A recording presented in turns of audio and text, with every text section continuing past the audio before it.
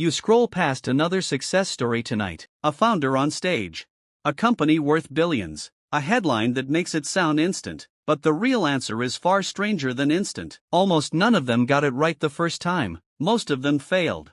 Publicly. Repeatedly, before anything worked. You just never see that part in the highlight reel. Here's a number that should stop you. Harvard Business School researcher Shekhar Ghosh studied thousands of venture-backed startups and found that roughly 3 out of 4 never returned their investors' money. Not most companies. Not weak companies. Venture-backed companies. The ones with funding, mentorship, and a plan. Even with every advantage stacked in their favor, failure was the default outcome, not the exception. So why does the story we tell ourselves look so different? Because survivors write the history. The failures disappear quietly, and the one success gets amplified until it looks like the whole story. You're not seeing a representative sample. You're seeing the tip of an iceberg and mistaking it for the entire mountain. Think about how your brain processes stories. It craves clean narratives. Beginning, struggle, triumph. It doesn't want 15 failed attempts before the 16th one worked. It wants the version where genius was obvious from day one. That version is easier to remember. It's also almost never true. Consider what happened to one of the most recognizable companies in American manufacturing history. Before it became a household name, its founder ran an earlier automobile company that collapsed entirely, and investors walked away with nothing. That failure isn't in most textbooks. The eventual success is. The order matters. Failure came first, and it came hard. This pattern isn't random. Researchers Johan Wicklund and Dean Shepard, who study entrepreneurial failure directly, found something counterintuitive in their work. People who fail at a venture and then try again don't just eventually succeed despite the failure. They succeed partly because of it. Failure forces a kind of forced learning that success never demands. When something works, you rarely ask why.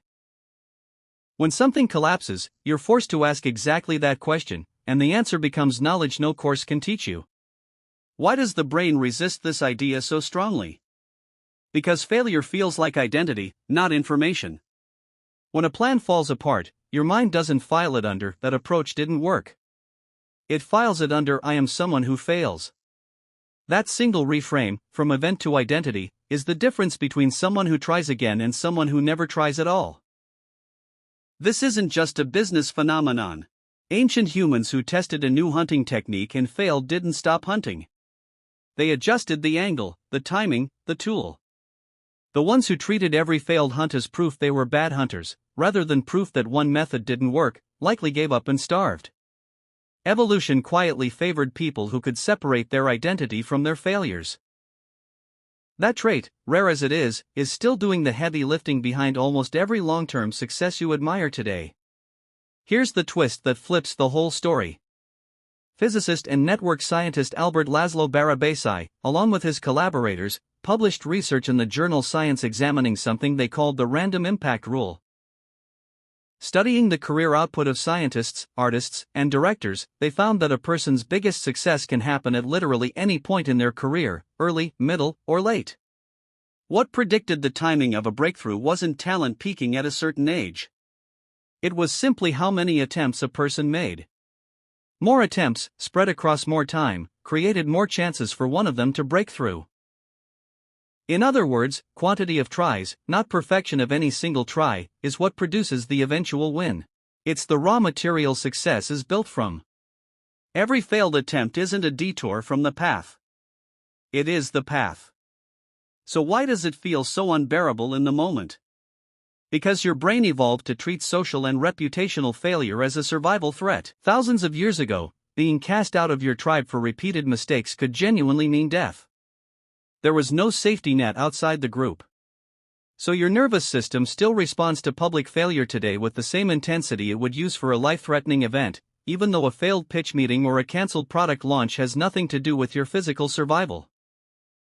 This is why a single failure can feel unbearable enough to make you quit entirely, even when the data says persistence is what statistically produces the outcome you want. Your ancient alarm system and your modern goals are speaking two completely different languages, and one of them is centuries out of date. Look closer at the people who did eventually build enormous companies, and a pattern becomes impossible to ignore.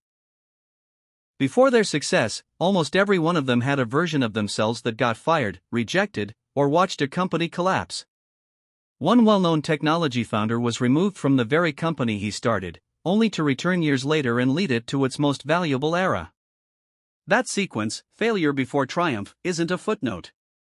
Researchers who study innovation increasingly argue it's closer to a requirement. You cannot skip the step where the market tells you what doesn't work. You can only choose whether you listen or quit. So what actually separates the person who fails once and disappears from the person who fails 10 times and eventually breaks through? It isn't intelligence. The story a person tells themselves immediately after the failure. Do they interpret it as evidence about the plan, or evidence about themselves? The plan can be revised in an afternoon. The self, once it absorbs the failure as identity, can take years to recover, if it recovers at all. This is the modern mirror worth looking into. Somewhere in your life right now, there's a version of you that quit after one bad attempt. A business idea you tried once and dropped. A skill you attempted and abandoned after the first clumsy result. A relationship approach you tried once, got rejected, and swore off entirely. Ask yourself honestly, did that failure actually prove the idea was bad? Or did it simply prove that attempt number 1, out of what might have needed to be attempt number 6, didn't work? The billionaires you see today aren't people who skipped this stage. They're people who survived enough of it to reach the other side, then had the reputational failures conveniently erased from the story once the success arrived. Nobody remembers the collapsed first company, everybody remembers the empire built after it. You are not behind because you failed. You may simply be standing exactly where every one of them once stood, at the point where most people quit and a few, for reasons that had nothing to do with talent and everything to do with persistence, kept going. So tonight, when you scroll past another headline that makes success look instant, remember what's missing from the frame. It's that they were still standing after they got it wrong.